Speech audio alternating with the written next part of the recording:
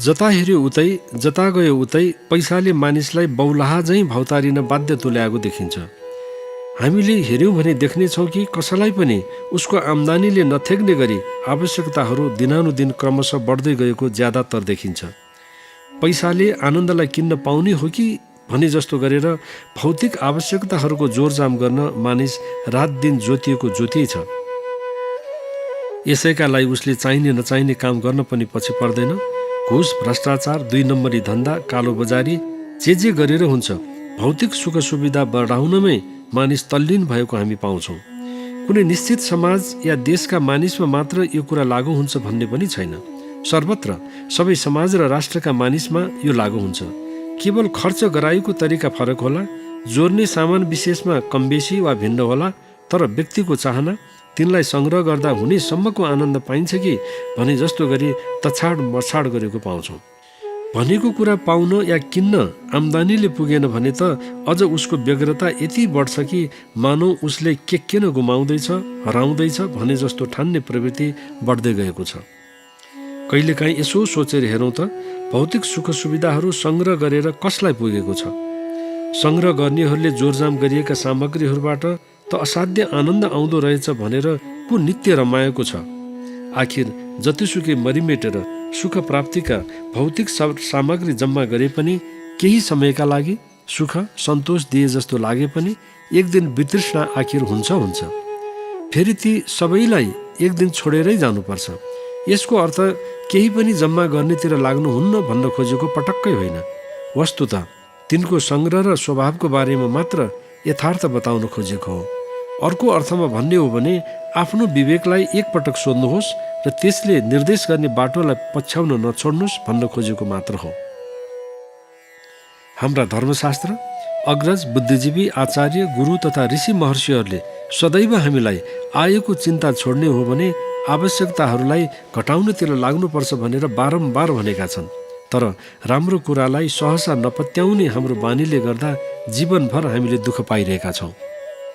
हामीलाई सधैँ चिन्ता, पीर र दुःखको सागरमा डुबाउने अरू कुनै विषयहरू नभई हाम्रा आफ्नै मनोगत आवश्यकताहरू तथा आडम्बरी जीवनशैली नै हो भन्ने कुरा हामीले कहिले सोचेका छौँ? हामीलाई आफूसँग भएको भन्दा ज्यादा देखाउने बानी परिसकेकोले अभावग्रस्त हुँदा पनि सापट गरेर हुन्छ कि ऋण काँडेर हुन्छ, इच्छापूर्ति गर्नेतिर हामी जोखिम उठाउन छोड्दैनौँ। यसलाई विडम्बना नभनेर के भन्ने? अशिक्षित हुँदा जति कम विलास र आरामका वस्तुहरूको ज्ञान हामीलाई थियो, पढी लेखी शिक्षित बनिसकेपछि त्यसको सूची झन बढ्दै जान्छ र यस्तो स्थिति आउँछ कि 24 घन्टे दिनको बदला 48 घन्टे दिन भए पनि ती सबैलाई जुटाउन यो जीवन छोटो हुन्छ जस्तो लाग्न थाल्छ। हामीलाई खाना स्वादिलै र मिठै चाहिएको छ, लगाउने लुगा गहना एकभन्दा एक किमती र महँगो चाहिएको छ, घर सानोतिनो होइन भव्य महल नै चाहिएको छ, टिभी, कम्प्युटर, मोबाइल फोन, थरीथरीका अत्याधुनिक साधनहरू, मोटरसाइकल, बैंक ब्यालेन्स, देश विदेशको सहर, के चाहिएको छ, के चाहिएको छ, के भनेर साध्य छैन। अर्काको जे देख्छौँ त्यही चाहिएको हुन्छ। अर्काले घोडा चढ्यो भन्दैमा धुरी चढ्न हुँदैन भन्ने कुरा हामी बिर्सन्छौँ। त्यस्तो बेला एक किसिमले प्रतिस्पर्धा चलेको छ संसारभरि, भौतिक सामग्री कसले कति धेरै जोड्न सक्छ भनेर। परिवारका 2 जनाको लागि 10 वटा कार मोटर थुपारेर राख्ने जस्ताको कमी यस संसारमा छैन। 4 जनाको परिवारको लागि आलिसान महल र 10औं रोपनीको जग्गामा बङ्गला बनाएर रमिता गर्नेहरूको सङ्ख्या पनि निश्चित रूपमा कम छैन।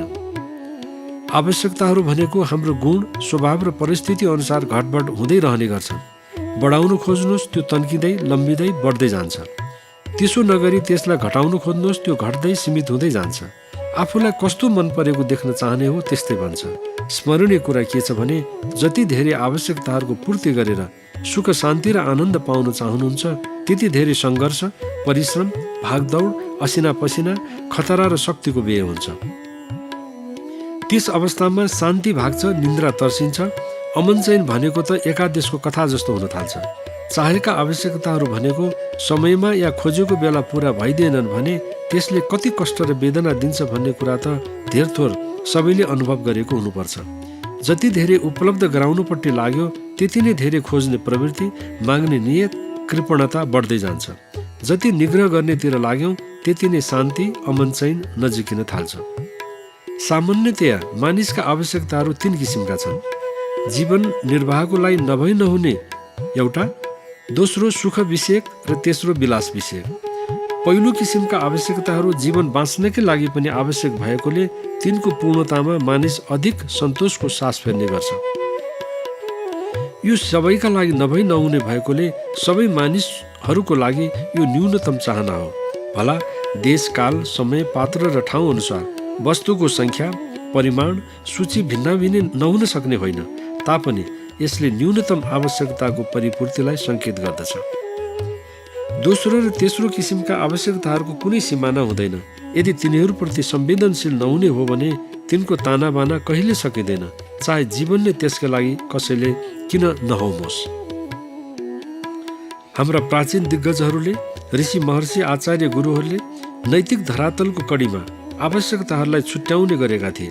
उनीहरूले मानिसका लागि त्यस्तै र त्यति मात्र आवश्यकताहरूको परिकल्पना गरेका थिए जुन सरल, सादा, सिधा र उच्च विचारको परिपोषण हुन्थे। चाहिने भन्दा बढी सुख र विलासले मानिसको शक्तिलाई कुण्ठित गर्छ भन्ने मान्यता उनीहरूको थियो। त्यति मात्रै होइन, यसले बुद्धि र विवेकलाई पनि पङ्गु बनाउँदै जान्छ भन्ने मान्यता थियो र सधैँ सादा जीवन, उच्च विचारलाई प्रोत्साहन दिइएको थियो। भौतिक उत्कर्षको आधुनिक युगमा मानिसले विषयजन्य सुख र विलासका आवश्यकताहरूलाई यसरी बढाउँदै बढाउँदै लगेका छन् कि ईश्वरले दिएको अङ्ग प्रत्यङ्ग पङ्गु बन्न बेर नलाग्ने भइसक्यो र तिनले गर्नुपर्ने काम नपाउँदा विक्षोभ, मानसिक कष्ट एवं अभावको अग्नि ज्वालामा जलिरहने मानसिकताको बढोत्तरी हुँदैछ। भौतिकताको उत्कर्षले छेलो खेलो भएको समाजमा अब गर्ने के भन्ने थाहा नपाएर अलमलमा छन् र उनीहरूको एकाङ्कीपना र एकाङ्की सोचाइले विस्मयकारी घटना र दुर्घटनाहरू बढ्दैछन्। अकुत धन सम्पत्ति त छ, तर त्यसको सही प्रयोजन जानिएन र सदुपयोग भएन भने त्यसको के अर्थ? ज्ञान छ, सिप छ, बुद्धि छ, विद्या छ, तर त्यसको प्रयोग प्राणी मात्रको हित सम्वर्धनमा भएन भने त्यसको के प्रयोजन? यही अन्योलले उनीहरूलाई गाँजिरहेको छ। जीवनको लागि नभई नहुने आवश्यकता भनेको के हो? हामीले जीवनका लागि नभई नहुने तथा सुखकारी एवं विलासका वस्तुहरूको आवश्यकताहरूको पहिचान कसरी गर्ने? यसमा केही विचार विमर्श हुनु उपयुक्त नै हुने देख्दछु। जीवनका लागि नभई नहुने आवश्यकताहरू भनेका त्यस्ता वस्तुहरू हुन् जसको बिना मानिस जीवित रहन सक्दैन। स्वतन्त्रता, जीवनलाई आवश्यक पर्ने आहार, आफ्नो भन्ने घर वा कोठा या आश्रयस्थल, लुगा, औषधि उपचार, सेवा तथा शिक्षा हुन्। यी यस्तै मौलिक आवश्यकताहरू हुन् जसले जीवन धारणको अतिरिक्त मानिसको शारीरिक, मानसिक तथा भावात्मक शक्तिको विकास गर्नमा सघाउ पुर्याउँछ। यसैले मानिसले पहिले यिनै आवश्यकताहरूको पूर्तिमा प्रयत्न गर्नुपर्छ। त्यसपछि त्यस्ता आवश्यकताहरूको पूर्ति गर्नमा प्रयास गर्नुपर्छ जुन सामाजिक प्रतिष्ठाको लागि नभई हुँदैन तथा यसका लागि कहिलेकाहीँ आफ्नो जीवन विषयक आवश्यकताहरूबाट पनि सम्भवतः विमुख रहनुपर्ने हुनसक्छ। त्यसो भए पनि यसका लागि तयार रहनुपर्छ। अरूका लागि हित, कल्याण, सेवा एवं परोपकारी भावना जस्तो महान कार्य के हुन सक्ला र? यहाँसम्म त तपाईँ आफ्नो उदारता अनुसार व्यवहार गर्न सक्नुहुन्छ, किन्तु यसभन्दा अगाडिको मार्ग एकदमै जागरुक भएर सावधानी अपनाउनु पर्ने किसिमको छ। भोग, सुख एवं विलासको क्षेत्र असीमित छ। आजको मानिसहरूको चिन्ताको कारण यही बन्न पुगेको छ। विलास एवं भोगको क्षेत्र साँच्चैकै असीमित छ। यसमा राम्रा राम्रा किमती कपडा, आभूषण, भव्य महल, मनोरञ्जनका किमती साधनहरू, मिष्टान्न र स्वादिला भोजन, रेस्टुरेन्ट, होटलको खाना, महँगा कार, क्लबको रात्रिमय जीवन, सिनेमा, मादक पदार्थहरूको सेवन, दान दाइजोको तडक भडक तथा अनावश्यक सामग्रीहरूको अन्धाधुन्ध सङ्ग्रह आदि यसमै पर्छन्। यी वस्तुहरूको पूर्ति गरेर कहिले साध्य होला? कहिलेकाहीँ शान्त चित्तले विचार गरेर हेरौँ त, हुँदै हुँदैन भन्न कर लाग्छ, किनभने यो साध्य हुने कुरै होइन। यही नबुझेर मानिसहरू एकपछि अर्को भुल गर्दा गर्दै कहिले बाहिर निक्लन नसकिने खाडलमा पर्छन्। आफ्नो पेसा, स्तर तथा वरपरको वातावरण हेरेर यस्ता बेकारका आवश्यकताहरूबाट मुक्ति पाउनुतिर लाग्नुपर्छ।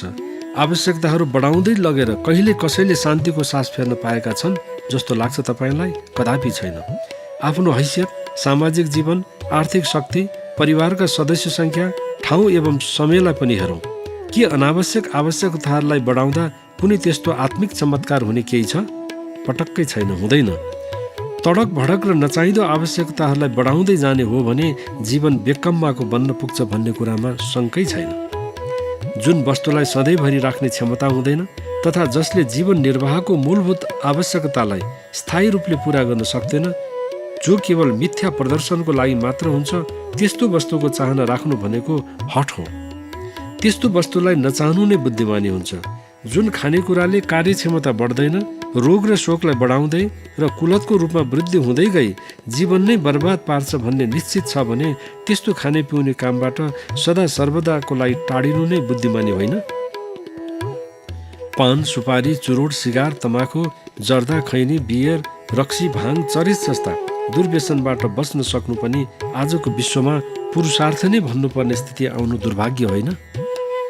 यदि कोही यी दुर्व्यसनबाट मुक्त छ भने साँच्चैको ज्ञानी अब्बल व्यक्ति रहेछ भन्नुपर्ने अवस्था आएको छ।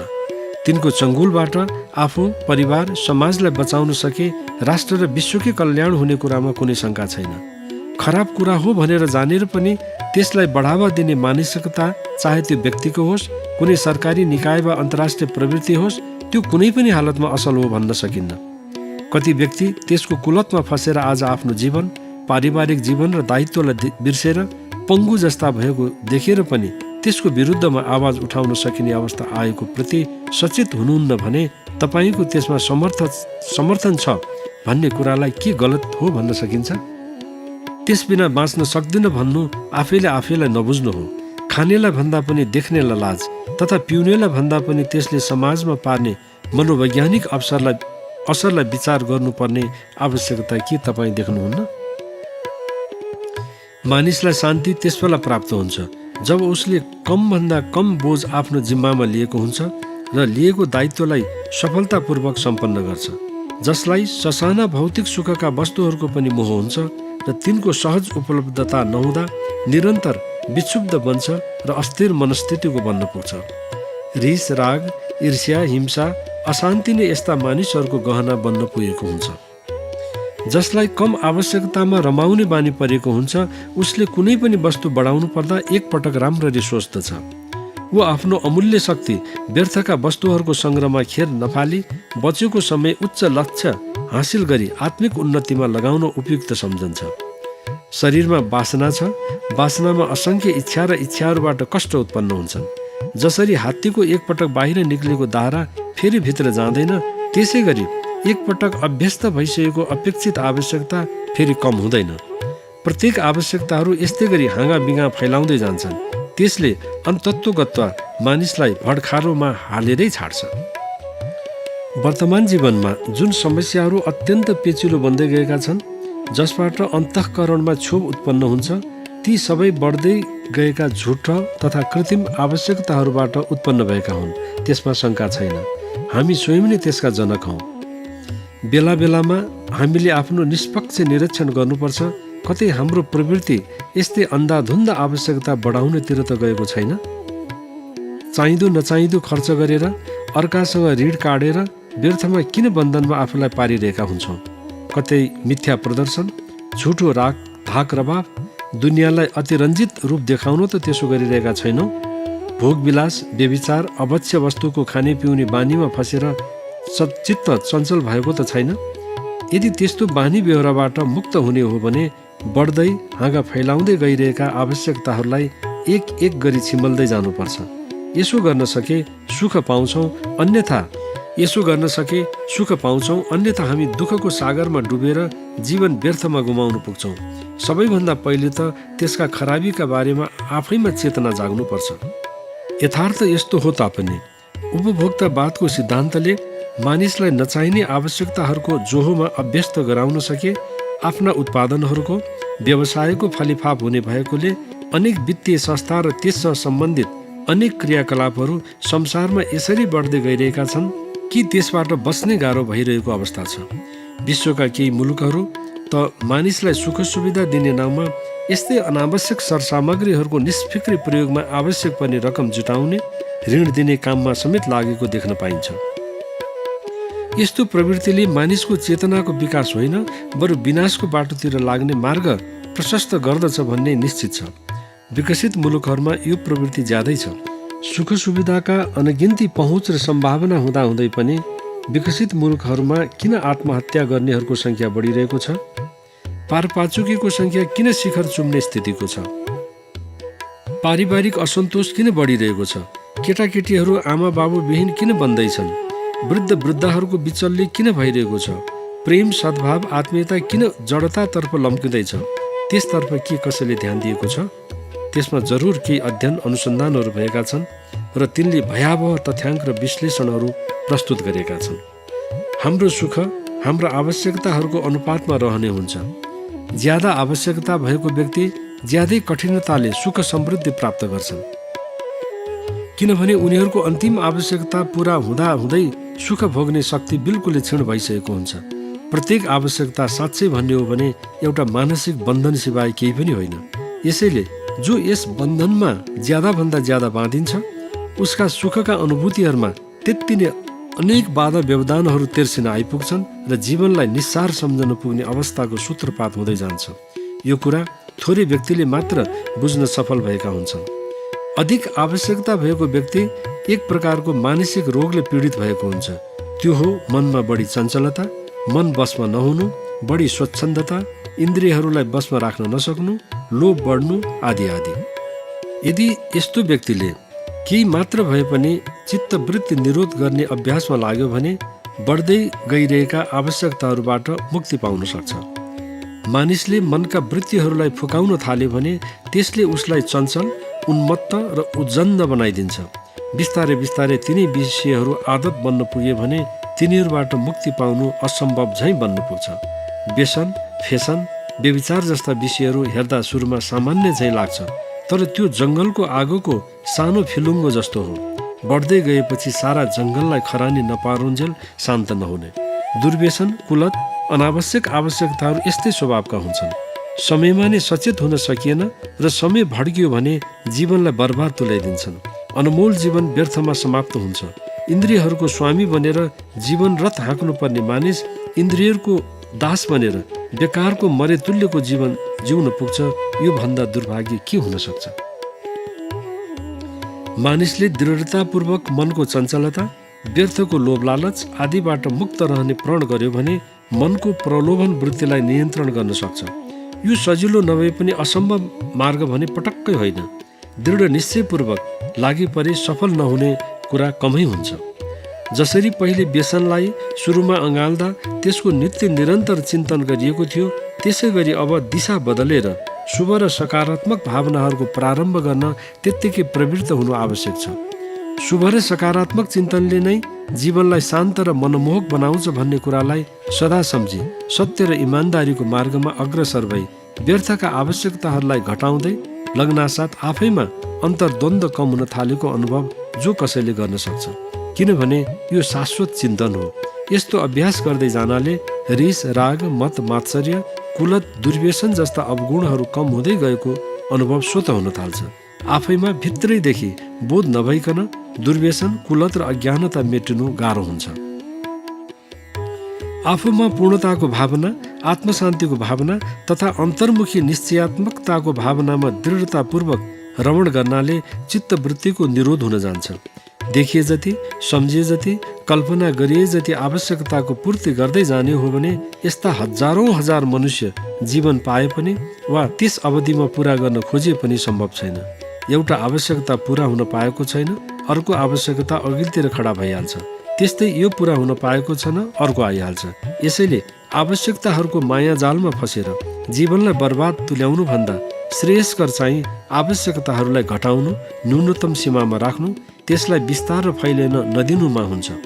संसारका ठुला असल भनिने व्यक्तित्वहरूको, साधु सन्त महात्मा, दार्शनिक ज्ञानी, विचारवान, सामाजिक वास्तुकार, समाज सुधारकहरूको जीवनलाई सूक्ष्म रूपले निरीक्षण गर्यो भने उनीहरूले आवश्यकतालाई निश्चित सीमामा राखेर आफ्नो जीवनलाई उच्च गन्तव्यमा पुर्याउन नै अग्रसर भएको देखिन्छ।